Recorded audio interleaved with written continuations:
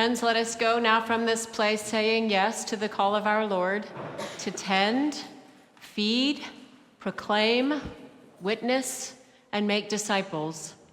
And as we go, may we go with confidence and courage, for our Lord meets us with just exactly what we need, and remember, is with us always to the end of the age.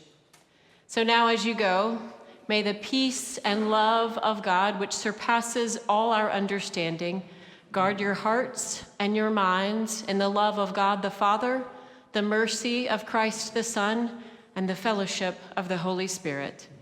Amen.